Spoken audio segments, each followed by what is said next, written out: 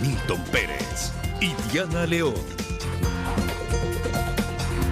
Empezamos. El general de la Fuerza Aérea Ecuatoriana en servicio pasivo, Alonso Espinosa, involucrado en el caso Gabela como supuesto autor intelectual del crimen, se deslinda de las acusaciones y revela datos que no aparecen en la investigación del perito forense Roberto Mesa. Espinosa cuenta su verdad detrás de las acusaciones que enfrenta.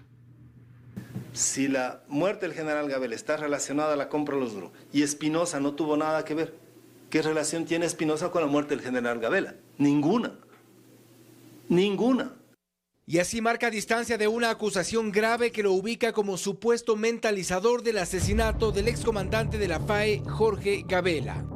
Es el general Alonso Espinosa Romero quien aparece en el esquema planteado por el perito Roberto Mesa. No obstante, identifica desde el inicio a quienes sí participaron de la compra de los helicópteros DRU. Ministro Ponce, ministro de la Defensa, el general Borges era el comandante general de la Fuerza Aérea y el general Barreiro era el jefe del Estado Mayor. Y con esto quiere decir que no tenía interés en defender ni boicotear la compra de las aeronaves. Pero ¿de dónde sale su nombre? El general Espinosa estuvo de alguna manera siempre interesado en el proceso de compra de los helicópteros. El perito argentino ha exhibido algunos documentos que suponen que Espinosa estaba detrás de un plan de seguimiento a Gabela.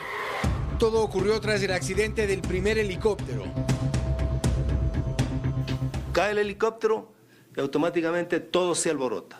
El general Gabela sale a la prensa y dice, tenía la razón. Ese hecho confirma mi teoría, mi tesis de que esos helicópteros no sirven.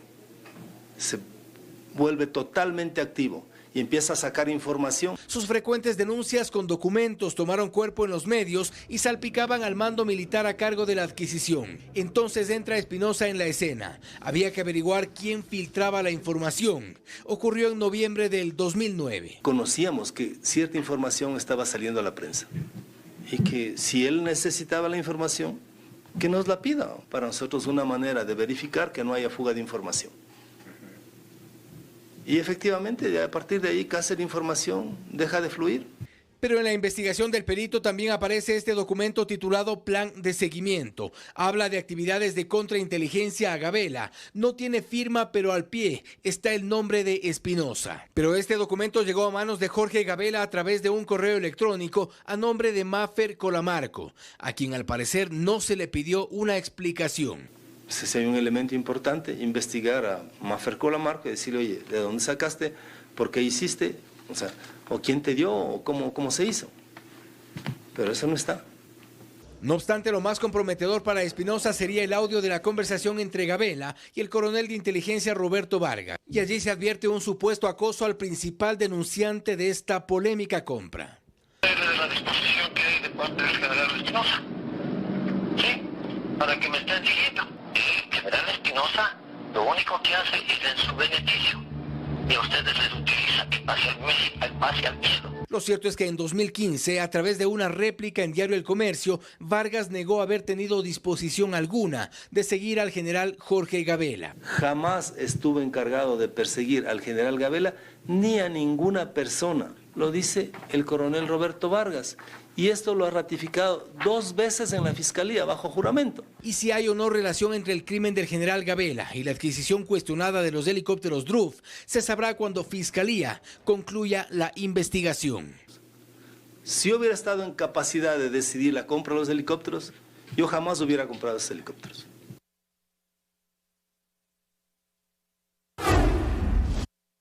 Y se espera para los próximos días vientos fuertes en la sierra ecuatoriana, según el último reporte presentado por el INAMI.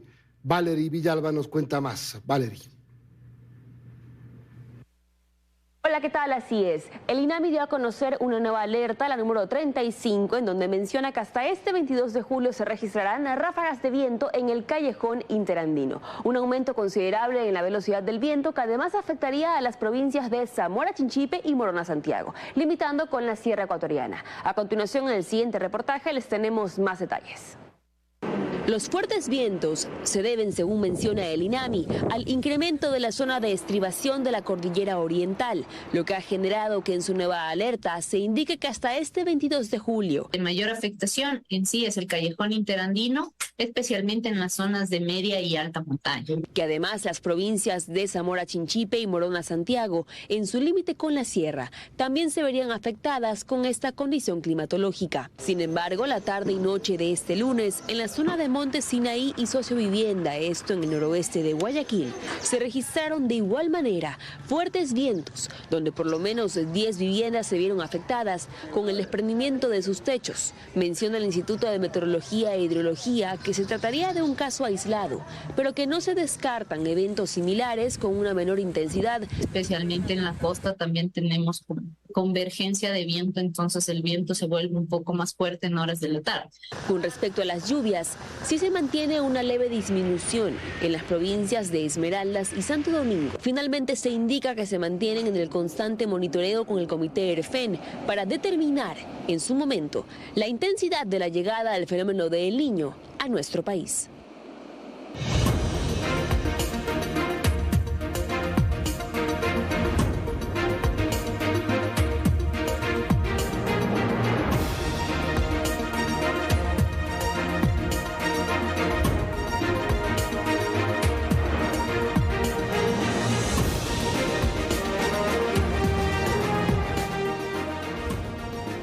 Ecuador se convirtió en uno de los países con mayor número de activistas y políticos asesinados en manos del crimen organizado en este año. Las alarmas sobre la seguridad de los candidatos se encienden porque además hay varios con amenazas y otros que incluso han sido atacados. Sobre el asesinato del candidato para asambleísta Ríder Sánchez por la provincia de Esmeraldas, registrado la noche del domingo, el comandante de la policía, Fausto Salinas, reiteró que al parecer todo apunta a que se trató de un intento de robo y no de una venganza o de temas personales. En este caso es un evento de delincuencia común, posiblemente se trataba de un asalto o un intento de secuestro. Sostuvo que hasta Quinindé se han desplegado varias unidades especiales de la policía que se encargarán de identificar y de capturar a los delincuentes. No obstante, esto enciende nuevamente las alarmas sobre la seguridad que deben tener los candidatos y políticos de las provincias más conflictivas. Lo que no podemos decir es que vamos a dar seguridad policial a todos los candidatos, entre principales y suplentes. Nos quedaríamos sin seguridad ciudadana. Entonces sí hay que ser selectivos. Salinas dio a conocer que actualmente existen alrededor de unos 500 uniformados, brindando seguridad a políticos, candidatos y funcionarios públicos, y que siguen prestos a colaborar con resguardo policial a quienes consideren que su vida corre peligro. Esto repliega las capacidades operativas de la institución, pero es nuestra tarea.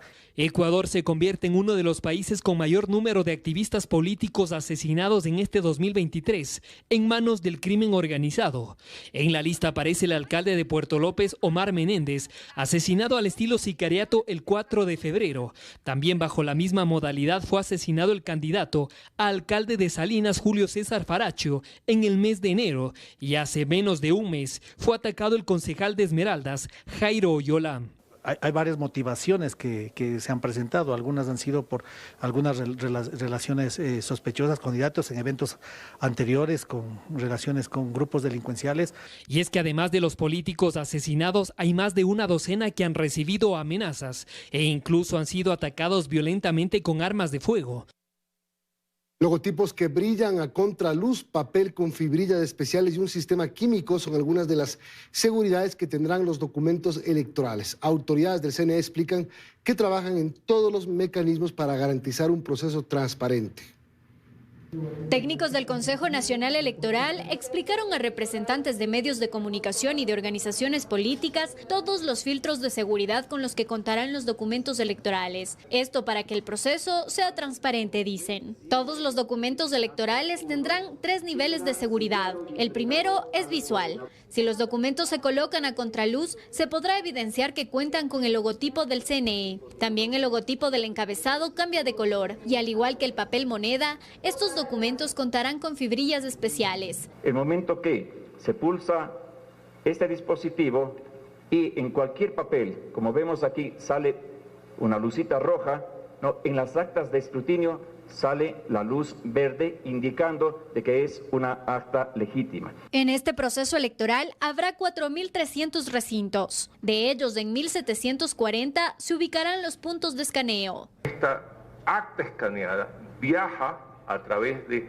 enlaces específicos propios para este proceso. En esta oportunidad, una de las condiciones que el Consejo Nacional Electoral le ha impuesto a CNT es que en ningún caso esa contratación sea con una empresa que tenga vinculación con un candidato. Pita se refirió también a la denuncia que realizó en las elecciones de febrero de este año sobre la existencia de un centro paralelo electoral. El haber descubierto a tiempo lo que estaba sucediendo no permitió que se consuma un fraude. También establecía que había otros delitos que debían también ser investigados. Aseguran que están trabajando en todas las aristas para evitar que algo así vuelva a ocurrir.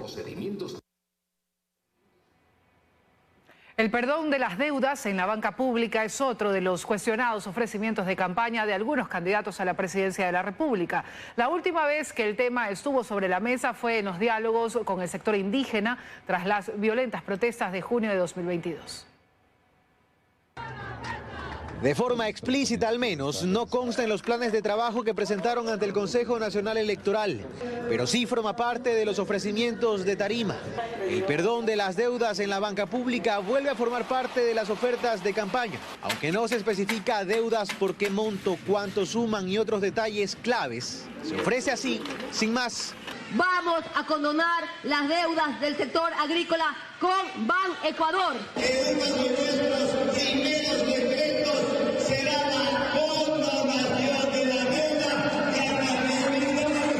La última vez que el tema estuvo sobre la mesa fue en los diálogos con el sector indígena tras las violentas protestas de junio de 2022.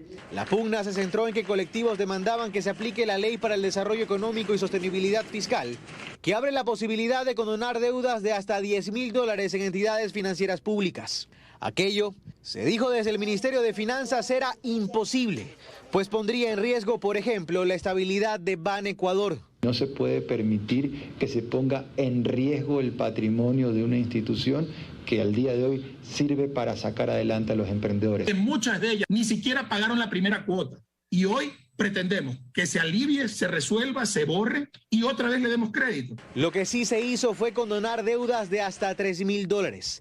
En total, 26.000 operaciones por $58,8 millones fueron perdonadas.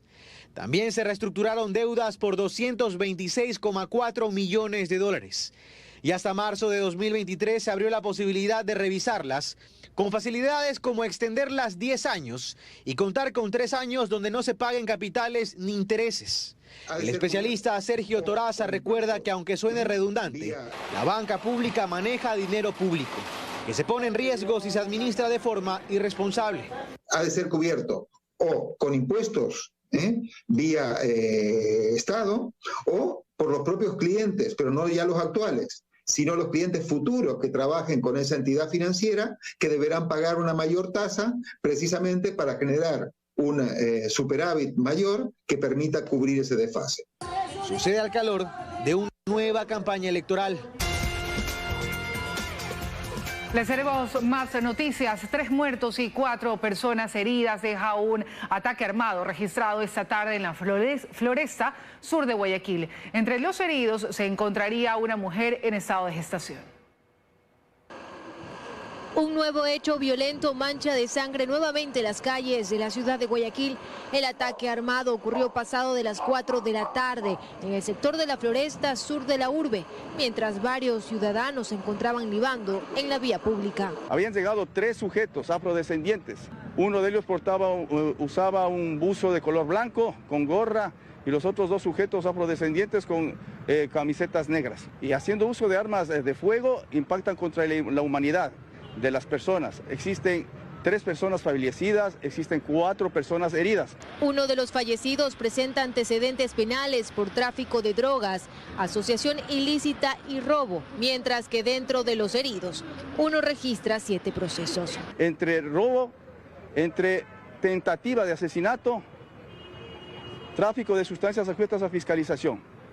Asimismo, se ha identificado entre los heridos a una mujer en estado de gestación y de nacionalidad ecuatoriana. Estas circunstancias, a veces ciertos espacios no son propicios para estar en una reunión de tipo social o libando en la vía pública o peor aún en una actitud inusual. Ahora la policía investiga el paradero de los 3 antisociales que quedaron registrados en las cámaras de videovigilancia del EQ 911, mientras se levanta de la zona 27 indicios balísticos.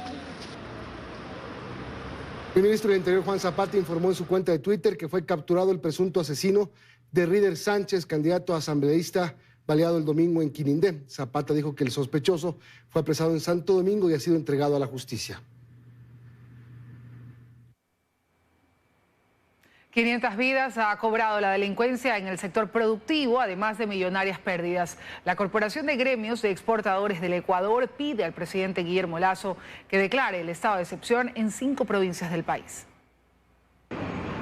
Son delincuentes que sin temor alguno llegaron en lancha al Golfo de Guayaquil para vaciar a una camaronera de la isla Mondragón. Estos hechos no son nuevos y tienen en pérdida al sector productivo, por lo que la Corporación de Gremios de Exportadores del Ecuador, Cordex, le exige al gobierno nacional que se declare el estado de excepción focalizado en las provincias de Santo Domingo, Guayas, Manabí, Los Ríos y El Oro, que se encuentran gravemente azotadas por la delincuencia criminal, que ya ha cobrado la vida de 500 personas. A fin de que esa fuerza pública se dedique a salvaguardar a los ciudadanos que trabajan en estas zonas apartadas. En el caso del sector camaronero, señala Camposano, se han hecho inversiones de $80 millones en seguridad para proteger tanto al trabajador como a los productos. No todos tienen, digamos que la suerte de poder contratar este tipo de servicios que de alguna manera bajan la probabilidad de asalto, aunque no la bajan en su totalidad. El sector bananero también presenta cuantiosas pérdidas, y no solo por la contaminación de droga en sus contenedores. Ha sumado que nuestros proveedores de insumos, de cartones, de plásticos, no puedan trabajar con normalidad, porque son víctimas constantes de asaltos, secuestros y vacunas, e incluso asesinatos. Cordex afirma que su pedido está basado en el artículo 164 de la Constitución, por lo que esperan acciones inmediatas y garantías necesarias para 900.000 empleados directos e indirectos. Según el Consejo de la Judicatura, en lo que va del 2023 se han registrado 263 casos entre femicidios y muertes violentas. Sin embargo, para los grupos de defensa de los derechos de la mujer, las cifras no son justas con la realidad de las mujeres víctimas de violencia de género y piden que a todos los casos se les investigue por femicidio. De enero a junio de este año se registran en el país 48 femicidios y 215 muertes violentas. De esas, el 75% corresponden a asesinato, el 3% a homicidio, el 2% a robo con muerte y el 2% a sicariato.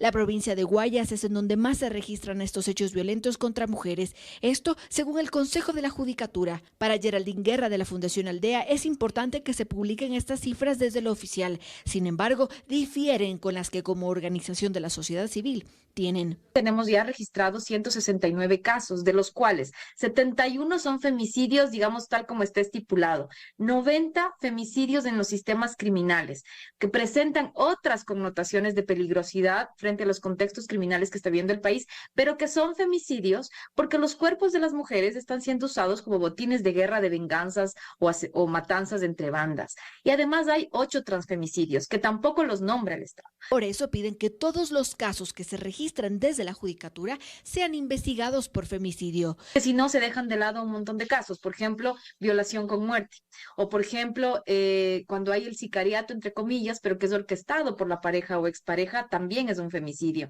La investigación tiene que dar cuenta de una serie de elementos, como manda el Protocolo Nacional de Investigación de Muertes Violentas, para ver si es o no femicidio. No es al revés.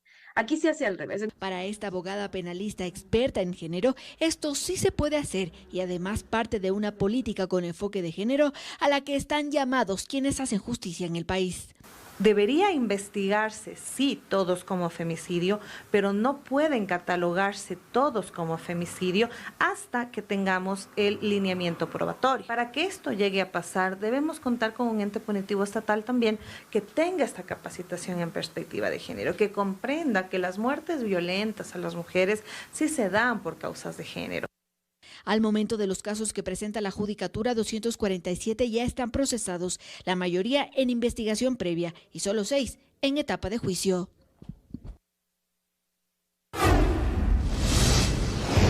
En el marco del último día de la cumbre Unión Europea y CELAC, los presidentes de Ecuador, Guillermo Lasso, y de Argentina, Alberto Fernández, restablecieron relaciones.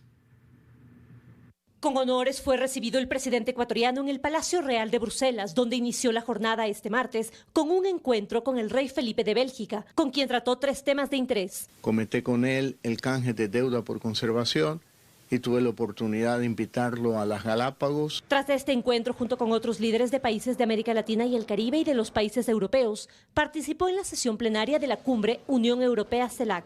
Entre sus ideas hizo hincapié en el pedido que habría efectuado a todas las autoridades durante el encuentro. Somos uno de los pocos países latinoamericanos que aún no se beneficia de la exoneración de la visa Schengen de corta duración. Es necesaria la voluntad política de la Unión Europea. Lasso mantuvo encuentros bilaterales, uno de estos con el presidente de Argentina, con quien aseguran estrecharán lazos de cooperación en comercio y además restablecieron relaciones diplomáticas, pues estas se quebraron luego de la fuga de María de los Ángeles Duarte de la embajada argentina en Quito. Otros presidentes de la región hicieron referencia a temas de carácter geopolítico. Una invasión imperial o imperialista sobre Ucrania. Pero ¿cómo se llama la que hubo en Irak? Y también la democracia en la región fue un importante tema que trataron los líderes, como lo explica el presidente francés Emmanuel Macron. Sobre todo pasé mucho tiempo, entre ayer y hoy, tratando el tema de Venezuela. Con algunos presidentes de la región nos reunimos. Al finalizar la cumbre valoraron como positivos los resultados entre los bloques regionales. Y logramos reunirlos después de 8 años a CELAC y en la Unión Europea. Pasaron tantos años y nunca pudimos lograr tantos puntos de acuerdo. El presidente ecuatoriano regresó a Madrid, desde donde este miércoles partirá a Nueva York para participar de una mesa redonda en el Colegio de Abogados. Y hoy se ratificó el estado de inocencia de los 9 oficiales acusados de asesinar al policía Froilán Jiménez y los militares Jacinto Cortés y Darwin Panchi durante la revuelta policial del 30S. Los magistrados aseguraron que no se logró individualizar las acciones de los implicados. Daniela Valencia nos informa. Con la disposición de que continúen las investigaciones hasta determinar a los verdaderos autores materiales del asesinato del policía Froilán Jiménez y los militares Jacinto Cortés y Darwin Panchi, fue como el Tribunal de la Corte Provincial de Justicia de Pichincha ratificó el estado de inocencia de los 9 oficiales en servicio activo y pasivo a los que Fiscalía acusaba como autores de este delito. De esta forma, los magistrados coincidieron con la sentencia en primera instancia que apunta que la fiscal Claudia Romero no presentó un elemento de convicción como nexo causal con los procesados y no individualizó los hechos en los que habría participado cada uno de ellos. Y es por esto que incluso los jueces de Corte Provincial le dan un plazo de 10 días a la doctora Claudia Romero para que sostenga los elementos de su acusación. Caso contrario, será ya la segunda vez que la vuelven a notificar con negligencia manifiesta. La jueza ponente, muy acertadamente, por el derecho que tienen las víctimas, indicó que nuevamente tiene que regresar a la etapa de investigación, donde deben hacer una investigación clara, fuera del tema político, y que con elementos de cargo que deben existir, se pueda llegar a establecer la verdad de los hechos, que es importante para las víctimas. Hasta el momento, este proceso ha pasado por manos de 8 fiscales y se ha investigado sin éxito como ejecución extrajudicial, homicidio y ahora como asesinato.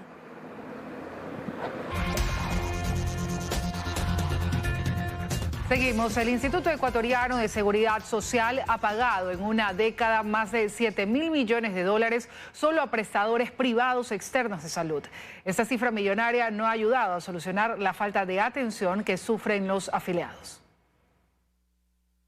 13 años han pasado desde que la reforma a la ley de seguridad social permitiera la compra de servicios a prestadores externos. El objetivo, recordemos, era no saturar las unidades médicas en espacio y en especialidades. Sin embargo, la propuesta terminó favoreciendo a pocos y perjudicando no solo a los pensionistas, sino a la misma institución, que ha gastado tan solo en contratos con prestadores externos durante este tiempo $7.000 millones, con una deuda de más de 400 millones. Sin embargo, desde el mismo Instituto Ecuatoriano de Seguridad Social se señala que el problema no pasa solo por la falta de recursos. No tenemos la capacidad para auditar de golpe a todos esos prestadores que se le deben. La facturación no se controla en las unidades médicas del IES. Eso es grave. Provocando así que las atenciones del IES, incluso las más elementales, terminen en derivaciones, lo que a su vez se traduce en menos inversión en equipamiento y estructura de la misma institución, que actualmente destina $700 millones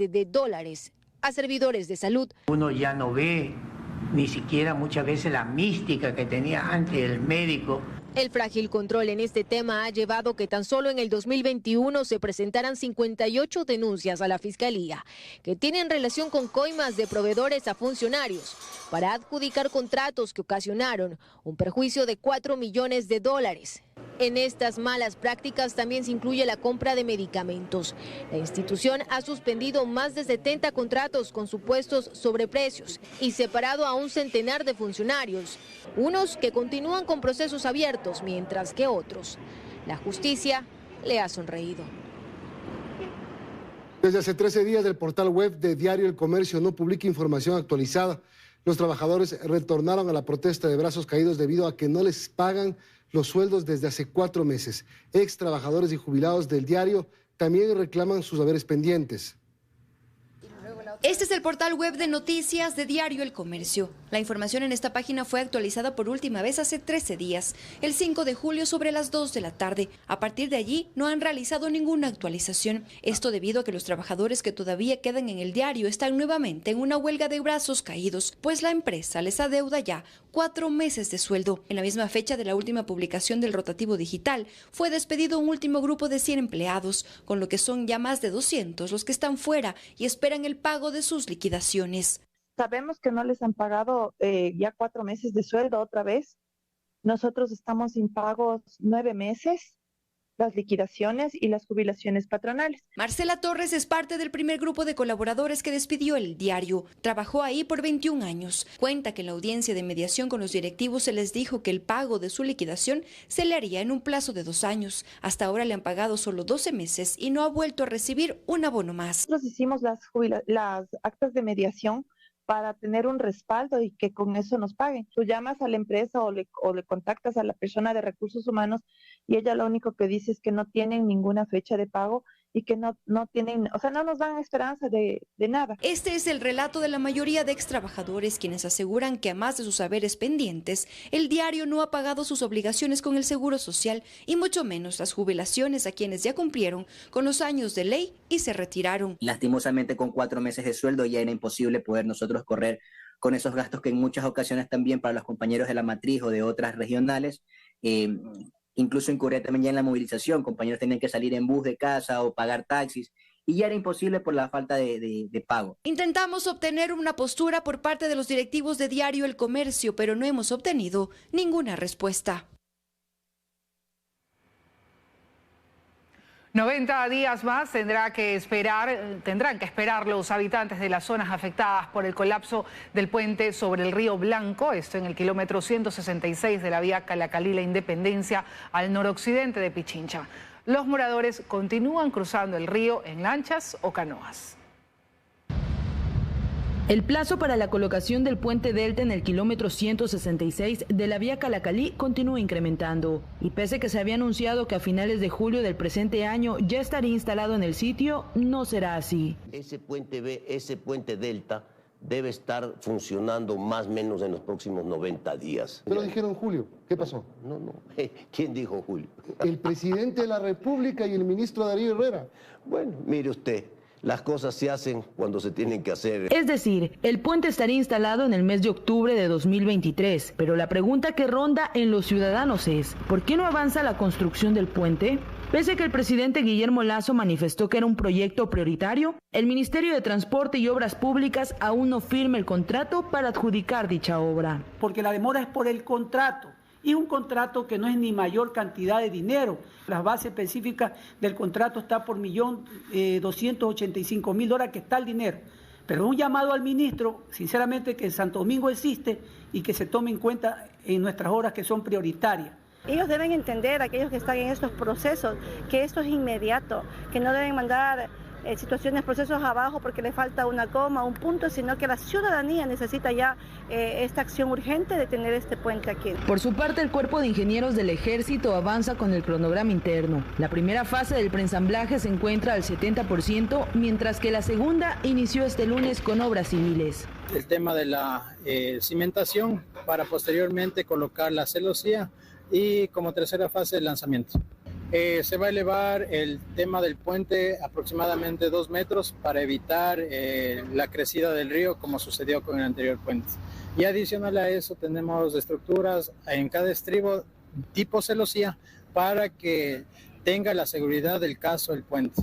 El puente tendrá una longitud de 100 metros y un peso de 240 toneladas y contará con 2 carriles para vehículos y un paso lateral para peatones. Este proyecto podría culminar antes de los 90 días siempre y cuando se agilite la firma de dicho contrato. Hasta entonces, los ciudadanos continúan cruzando de un extremo a otro en lanchas, arriesgando sus vidas.